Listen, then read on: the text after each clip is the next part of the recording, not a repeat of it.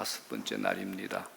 여러 가지 주제를 말씀드리면서 오늘의 결론인데, 그리스도가 내게 모든 것이 아니면 그리스도는 내게 아무것도 아닙니다라는 결론을 가지고 이제 말씀의 은혜를 나누고자 합니다.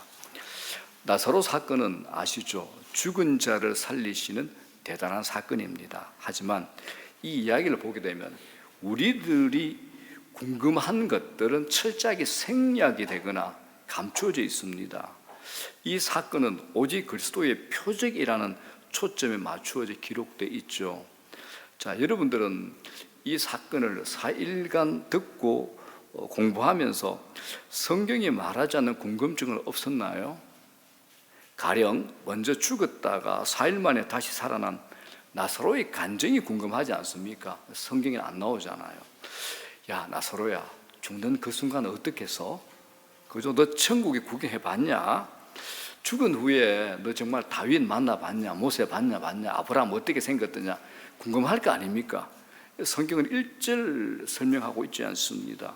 또 나사로의 여동생 마르다와 마리아의 마음도 궁금합니다.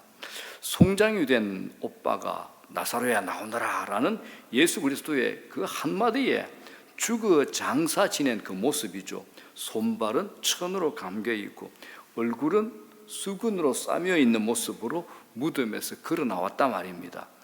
그 모습을 본 마르다와 마리아의 마음은 어땠을까요? 누구보다 예수님을 잘 안다고 생각하였고 죽은 자의 마지막 때 부활을 믿고 있었지만 지금 죽은 자를 살리신, 지금 죽은 지 4일 지난 오빠를 살리신 예수님을 바라보면서 어떤 생각이 들었을까요? 무엇이 느껴졌을까요? 무슨 생각을 가지게 되었을까요? 궁금하지 않습니까? 성경은 이거 설명 안 해. 또 조문을 많은 사람들이 왔잖아요. 조문을 와서 이 광경을 보게 된 그 수많은 사람들의 마음은 어땠을까요? 성경은 이것을 설명하지 않습니다. 성경은 이 이야기 속에서 우리의 궁금한 것들 다 덮어놨어요. 여러분, 성경 보면 내용들이 언제나 그렇습니다. 성경이 기록하고 있는 초점은 오직 그리스도의 영광입니다. 주님이 말씀하신 대로 4절에 우리가 첫날 나누었죠. 하나님의 아들이 이로 말미암아 영광을 받게 하려 함이라, 이 말씀입니다. 그러니까 그리스도가 초점이 되어야 되는 이 표적 사건이 엉뚱한 사람, 엉뚱한 것들로 분산되지 않도록 성경은 기록하고 있다라는 겁니다. 중요합니다. 자, 주님께서 나사로를 살리신 사건의 결과가 오늘 읽은 말씀이 됩니다. 그 직접적인 결과 중에 주목할 것은 조문을 왔던 많은 유대인들이 이제 예수를 믿게 되더라는 겁니다. 자, 45절입니다. 마리아에게 와서 예수께서 하신 일을 본 많은 유대인이 그를 믿었으나, 자, 이들의 믿음이 진짜인지 아닌지 거기에 대해서 성경은 말하지 않습니다. 분명한 것은 많은 유대인들이 예수께서 죽은 지 4일 지난 나사로를 살리신 것을 보고, 야, 나도 예수 믿어야 되겠다 하면서 예수를 믿는 사람들이 많이 생겼다는 겁니다. 이것만큼 나사로 사건은 하나님께서 영광을 받으신 큰 사건이 되었습니다. 그런데 그 다음 절 보게 되면 기가 막힙니다. 그러나 우리 성경에는 나와 있지 않지만 원문을 보면 그러나로 시작이 됩니다. 영어로 but 됩니다. 그죠? 46절 다 같이 읽어볼게요. 시작. 그러나 그 중에 어떤 자는 바리새인들에게 가서 예수께서 하신 일을 알리니라. 이게 바리새인들이 누굽니까? 예수님을 대적하는 무리들이잖아요. 그죠? 이 놀라운 사건을 보고서도 믿지 않는 사람들이 있더라는 겁니다. 그들은 이 일을 아주 불편하게 여겨서 예수님에게 반대 세력이었던 바리새인들에게 가서 이 일을 고발합니다. 참 이상한 일이죠. 이들은 죽은 나사로가 살아났다는 소문을 들은 사람이 아닙니다. 자기 눈으로 보았던 사람들입니다. 그리스도께서 죽은 지 4일이 지난 송장에게 큰 소리로 명령하셨고 그 명령에 의해서 살아서 걸어 나오는 나사로를 직접 눈으로 보았던 사람들입니다. 그런데 부활이요 생명이라고 하신 예수 그리스도를 믿지 않는다라는 겁니다. 요한복음의 가장 큰 주제 중에 하나가 믿음입니다. 믿음. 그런데 그 믿음이 어떻게 발생하는가? 나타난 기적을 보고도 사람들은 믿지 않더라라는 것이 요한복음이 말하는 특징적인 설명입니다. 우리는 어떤 분들이 자꾸 와가지고 목사님 병자를 위해서 기도해가지고 이 병자가 나으면 그 사람 믿을 것 같아요. 아니요. 뭐 그렇게 사람이 있긴 하지만 대부분 그렇지 않는다라는 것이 성경이 우리에게 설명하고 있는 겁니다. 이게 지금까지 그래 왔습니다. 우리 생각에는 우리가 세상에 뭔가를 보여주면 믿을 것 같습니다. 그런데 그렇지 않습니다. 천지를 창조하신 하나님이신 예수님께서 직접 사람의 몸을 입고 이 땅에 오셔서 수많은 표적을 행하셨잖아요. 가장 결정적인 게 뭡니까? 죽은 자 나사로 살리잖아요. 그런데 사람들이 다 믿음으로 반응하지 않더라라는 것이 성경의 설명입니다. 본문에서도 그렇습니다. 믿지 않을 뿐 아니라 오히려 주님께 대적하는 적대적 세력이 되었다라고 얘기합니다. 자, 여기에 또 더 중요한 메시지도 있습니다. 그리스도께서 행하신 표적, 그리스도께서 전하신 하나님 나라의 복음은 무엇보다도 그리스도의 존재는 언제나 인간을 둘로 나눈다는 사실입니다. 그리스도와 그의 말씀 앞에서 인류는 둘로 나뉘어집니다. 그리스도의 편에 서든가 그리스도의 반대편에 서든가 둘로 나누어집니다.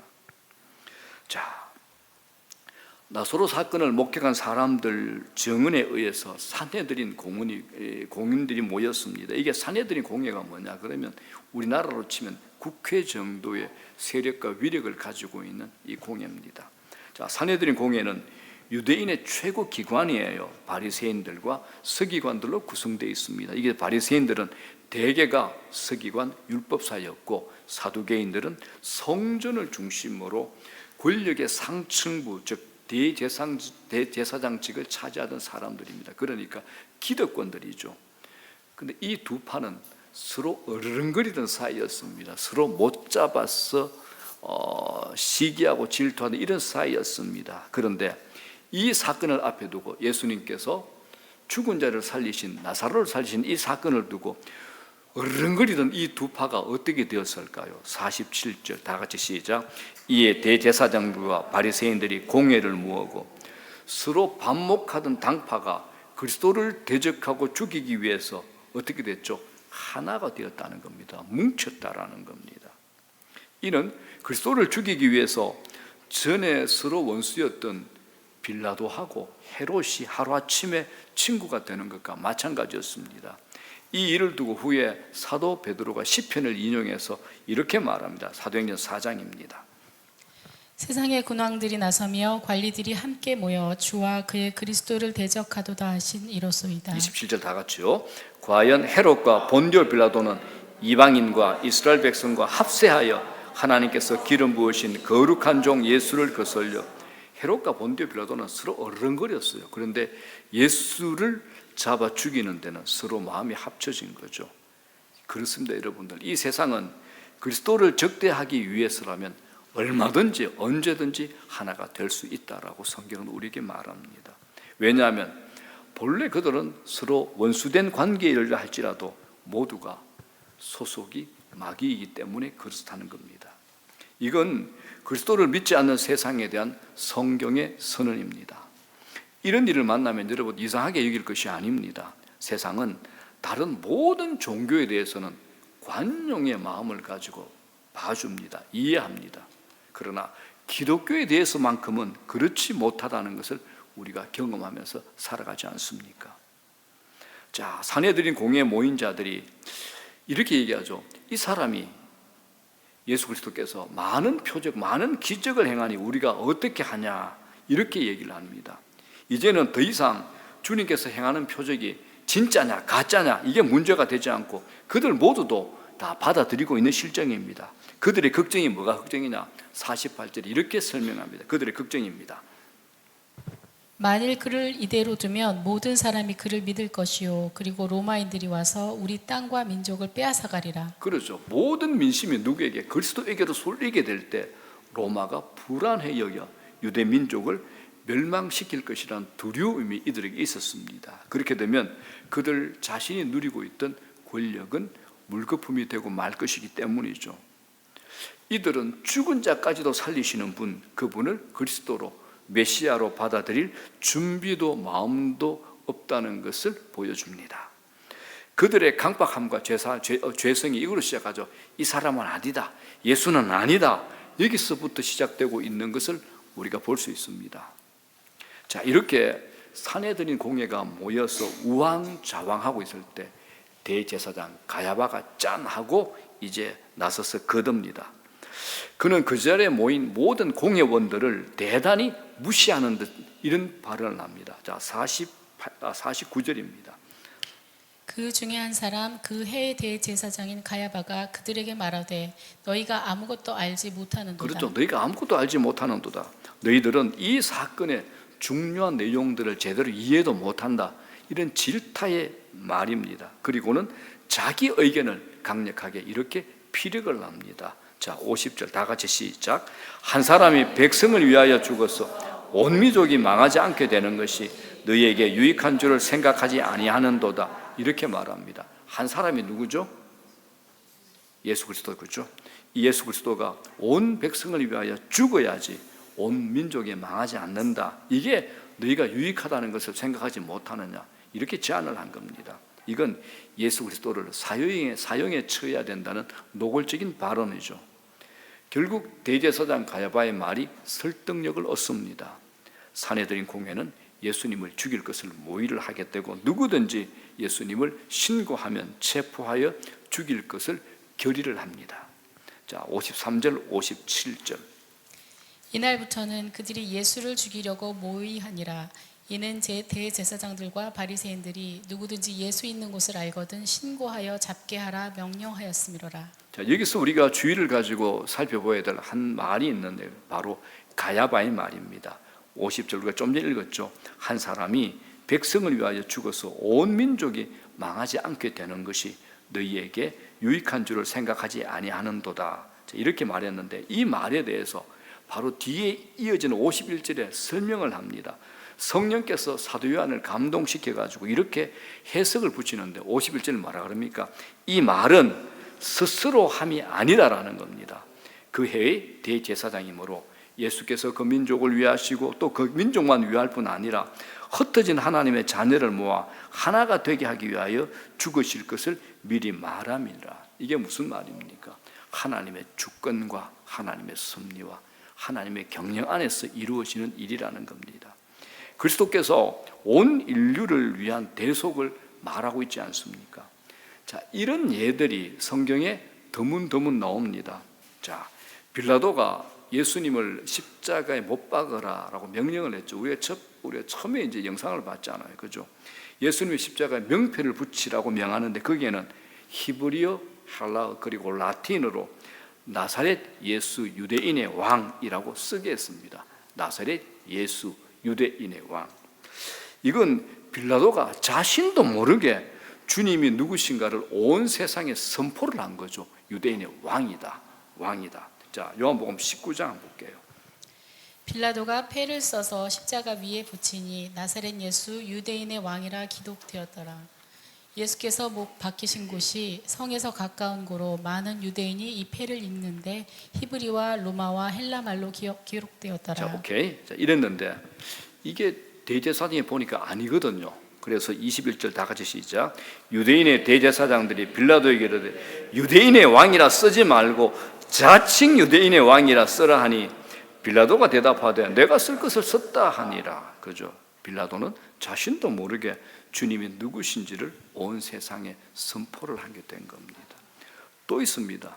주님께서 십자가에 달려 계실 때 십자가 아래서 십자가에 못 박으라고 소리쳤던 대제사장들과 서기관들이 이런 말을 해요. 다 같이 시작. 그가 남은 구원하였으되 자기는 구원할 수 없도다. 맞는 말이지 않습니까? 맞는 말이잖아요. 그죠? 예수님을 십자가에 못 박는데 앞장선 대제사장들과 서기관들이 한 말인데 자기들이 한 말이 그리스도의 죽음의 의미를 얼마나 깊이 드러낸 것일까를 알지 못하고 말해버린 겁니다. 실상 주님은 다른 사람을 구원하셨잖아요. 구원하시기 위해서 자신을 구원하시지 않으신 겁니다. 이게 십자가잖아요. 오늘 대제사장 가야바의 말이 바로 그런 겁니다. 이 말은 그리스도의 죽으심의 성격이 대속에 있다. 우리의 모든 죄를 사하는 대속에 있다는 것을 본의 아니게 정확하게 드러낸 말이 됐습니다. 물론 가야바 자신이 전혀 의도한 것이 아닐지라도 말입니다. 자, 이제 드디어 세 번째 유월절이 다가왔습니다. 이번 유월절은 주님께서 지상에 계실 때 지낸 마지막 유월절이 됩니다. 이 유월절 구약을 보게 되면 하나님께서 유월절 절기를 다 지키라고 그러잖아요. 유대인 남자들은 절기를 지키기 위해서 시골에서 수도인 예루살렘으로 몰려왔습니다. 자, 55절입니다. 유대인의 유월절이 가까움에 많은 사람이 자기를 성결하게 하기 위하여 유월절 전에 시골에서 예루살렘으로 올라갔더니 유월절이 되기 전에 이미 많은 사람들이 예루살렘으로 왔다고 하는데 이들은 유월절을 제대로 지키기 위해서 미리 와서 정결 규례를 행하면서 유월절 준비를 하는 사람들입니다. 어떤 사람이죠? 종교적 열심이 있는 사람들입니다. 자, 이때는 소문을 들었겠죠. 우리나라의 최고 의결기관 사내들은 공회에서 예수님을 체포하기로 결정했다더라. 이 소문을 들었을 거 아닙니까? 그때 더욱더 예수님이 예루살렘에 나타나실 것인가 이 관심이 고조되어 있었던 때입니다. 자, 56절. 너희 생각에는 어떠하냐? 그가 명절에 오지 아니하겠느냐? 이런 것들이 그들의 대화의 중심 내용이었습니다. 57절. 이는 대제사장들과 바리새인들이 누구든지 예수 있는 곳을 알거든 신고하여 잡게 하라 명령하였으므로라. 물어볼게요. 자, 유월절 절기를 지키러 온 이 순례자들, 자, 이들이 예수님에 대해서 보이는 관심을 우리는 어떻게 이해해야 될까요? 믿음으로 이해해야 될까요? 종교심으로 이해해야 될까요? 유월절 절기를 지키러 예루살렘에 올라온 순례자들에게도 예수 그리스도는 무시할 수 없는 존재였습니다. 이들의 대화 주제도 당연히 예수님이었죠. 그러나 그들을 예수 믿으려고 하는 구도자들이라고 이해할 수는 없을 겁니다. 이들은 그냥 종교적 열심만 가진 사람들일 뿐입니다. 유월절 이전에 미리 예루살렘에 와서 정결 규례를 행하던 사람들이라는 겁니다. 이들은 주님을 적극적으로 대적하는 사내들인 공회원들과는 다른 사람들이었습니다. 그렇다고 해서 이들이 예수님 편에 선 사람들도 아니었다라는 거죠. 종교적인데 믿음은 없는 사람들, 열심은 있는데 생명은 없는, 예수 생명은 없는 사람들이 바로 이들입니다. 자, 그렇다면 이거 우리에게 적용해 볼게요. 오늘날 교회에 다니는 많은 사람들 중에도 이런 유형이 있지 않을까요? 저는 참 염려가 됩니다. 이런 종교인들, 순례자들요. 왜냐하면 우리가 교회를 다니며 예수를 믿는다 할지라도 만일 예수님에 대한 우리의 태도가 이들 유월절 순례자들의 수준을 넘어서지 못한다면 우리도 결코 그들과 다르지 않을 것이기 때문입니다. 예수님 편에 서서 예수님과 고난을 받는 자리에까지 기꺼이 설 준비가 되어 있지 않는다면 이들과 같이 순례자들과 같이 방관자적인 관심 이상을 드러낼 수 없기 때문에 그러합니다.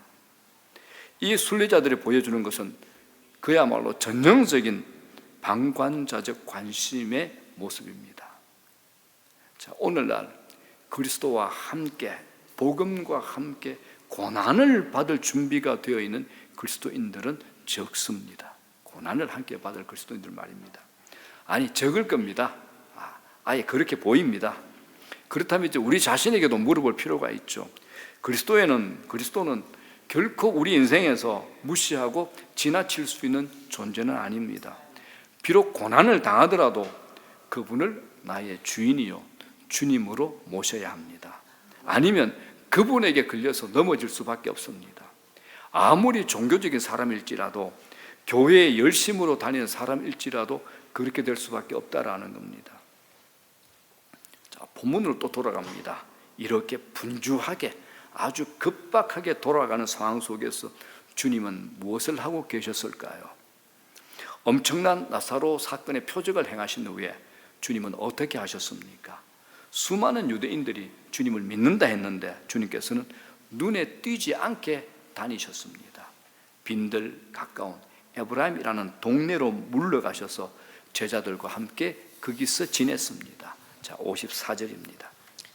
그러므로 예수께서 다시 유대인 가운데 드러나게 다니지 아니하시고 거기를 떠나 빈들 가까운 곳인 에브라임이라는 동네에 가서 제자들과 함께 거기 머무르시느니라. 주님은 아십니다. 이제 자신이 십자가 죽음이 임박했다는 것을 아십니다. 산헤드린 공회는 이때 예수님을 체포하여 속결 재판에 붙여가지고 예수님을 죽이기로 결의했죠. 그런데 성경을 볼 때마다 기가 막힙니다. 이 모든 시간을 주도하는 분은 누굴까요? 주님입니다. 주님. 주도권은 산헤드린 공회와 그 공회원들에게 있지 않습니다. 대제사장에게, 서기관들에게, 유대인들에게 있지 않습니다. 시간과 사건의 주도권은 절대적으로 누구 손 안에요? 주님의 손 안에 있습니다. 주님께서 그렇게 많이 말씀하셨던 때가 가까웠지만 아직은 아니다라는 겁니다. 시간의 주권과 주도권은 주님이 갖고 있습니다. 그래서 주님은 조금의 당황함도 수두룩함도 없이 예루살렘에서 15마일 정도 떨어진 에브라임으로 가셔서 유대인 가운데 드러나지 않게 머물고 계셨습니다. 여기에 제자들과 함께 했죠. 54절에 뭐라 그럽니까? 제자들과 함께 거기 머무시니라라고 성경은 말하고 있습니다. 이 제자들은 막바지 순간에도 돌아가는 모든 상황을 보면서 여전히 주님을 쫓고 있습니다.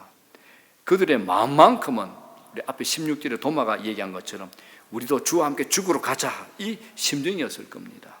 비록 믿음은 연약했지만 주님의 말씀대로 이 나사로 사건을 통해서 그들의 믿음은 더욱더 굳세지고 강건해졌을 겁니다. 자, 비교를 해볼게요. 여기에 제자들은 6월절 예루살렘에 찾은 종교적 순례자들과 다른 자들입니다. 그렇죠. 6월절 절기를 지키러 온 순례자들은 유대교를 쫓는 종교인들에 불과했다면 제자들은 예수님을 따르는 사람들입니다.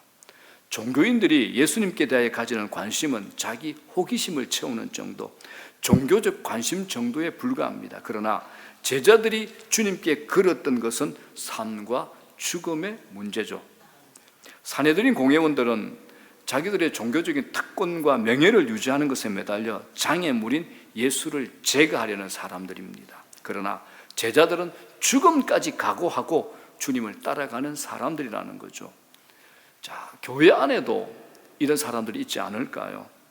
그리스도를 놓고 자기의 이익을 생각하는 자리에 서 있는 사람들 말입니다. 저희 교회는 당연히 없습니다. 그런데 얘기를 들어보면 이런 분들이 교회들마다 들어있는 것 같습니다.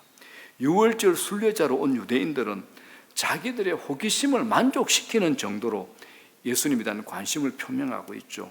그들에게 예수님은 무시할 수 없는 존재지만 호기심 수준에 그치고 맙니다. 실제로 오늘날 교회 안에서도 나름대로 열심히 종교적인 삶에 심취해 있는 사람들 안에 가장 많은 유형이 바로 이런 사람들입니다. 우리도 이런 유형의 삶에 머무르고 있는 것은 아닌지 스스로 질문을 해볼 필요가 있겠습니다. 주위의 교회들 한번 보십시오. 교회에서 종교적 열심으로 많은 분야의 사역과 봉사에서 탁월함을 드러내기도 하지만 정작 그들의 관심과 마음을 채우고 있는 것은 자기가 하고 있는 사역이나 일이지 그리스도가 아니더라는 겁니다. 그리스도가 아니더라는 겁니다. 저는 이런 유형의 사람들을 신앙생활하면서 많이 봐왔습니다. 오늘 나오는 순례자들이죠. 순례자들은 대단한 열심을 가진 종교인들입니다. 6월절에 오기 전에 일찌감치 예루살렘에 와서 정결 규례를 행하며 6월절을 준비하는 사람들입니다. 대단한 종교적 열정이죠. 그들의 열심을 무시할 수 없습니다. 오늘날 교회 안에도 열심을 내고 관심을 보이지만은 정작 그리스도, 그분의 말씀에 대해서는 적당한 수준의 관심을 보이고 살아가는 사람들이 많다. 이게 우리의 현실이고 교회의 아픔입니다. 중요한 것은 놓쳐버리죠. 중요한 것. 우리 모두는 그리스도를 무시할 수 없다는 것을 알고 있습니다. 그렇습니다. 이 세상에 사는 그 누구도 그리스도 그분을 무시할 수는 없습니다. 그러나 문제는 어떤 정도에서, 어느 정도에서 그분을 생각하고 살아가느냐 하는 것이 문제가 될 겁니다. 자, 이제 결론입니다. 자, 말씀 정리를 하겠습니다. 우리에게, 나에게, 내 자신에게 그리스도가 모든 것이 아니라면 그리스도께서 내게도 아무것도 아닙니다. 여러분들은 어떻습니까? 내 자신에게 그리스도가 모든 것이 아니면 그리스도께서 내게 아무것도 아니라는 겁니다. 이 말은 오해의 소지가 있는 표현입니다. 설명이 필요하죠. 그리스도를 무시하지 않는 정도의 수준에서 그리스도를 생각하는 것이 나의 전부라면 그건 내게, 내 인생에, 내 영혼에 아무 유익도 없는 겁니다. 여러분은 어느 정도입니까? 그리스도를 무시하지 않는 수준의 그 정도 생각을 가지고 사십니까? 아니면 그리스도가 전부입니까? 어느 정도입니까? 하나님의 은혜를 입은 사람들에게 그리스도가 모든 것이 되는 것을 경험하지 않을 수가 없다는 것을 강조하는 말이죠. 사실 우리가 매일의 삶과 순간순간의 선택과 결정에서 언제나 그리스도가 모든 것임을 드러내지는 못한다 할지라도, 그런데 그 마음에서 그리스도가 차지하는 것이 전부임을 우리 스스로 언제나 확인을 하고 살아가셔야 됩니다. 이게 거듭난 그리스도인의 마음입니다. 그런 사람은 그리스도를 떠나서는 아무 생각을 할 수 없습니다. 그리스도의 영예를 생명과 같이 소중하게 여깁니다. 제자들과 마찬가지로 그리스도와 함께 죽을지언정 그리스도를 떠난다고 생각하지 않는 겁니다. 물론 제자들은 조금 지나서 때가 오자 두려움에 휩싸여 그리스도를 버리고 도망을 하기도 합니다. 그들은 자기들이 생각한 것처럼 자신들을 입증해 보이지는 못했습니다. 하지만 성경은 분명히 우리에게 말합니다. 가룟 유다 한 사람을 제외하고는 다 주님의 것이었다라는 거죠. 그 한 사람은, 가룟 유다 그 한 사람은 그리스도가 아니라 돈을 사랑했던 도둑놈이었습니다. 그는 주님을 따르는 동안에 돈꾀를 맡았던 자였지만 거기서 자기 필요에 따라서 돈을 훔쳤던 도둑놈이었습니다.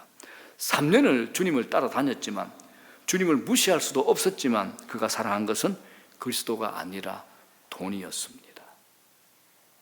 우리에게도 그리스도가 모든 것이 아니면 그리스도에게 우리는 아무것도 아닙니다.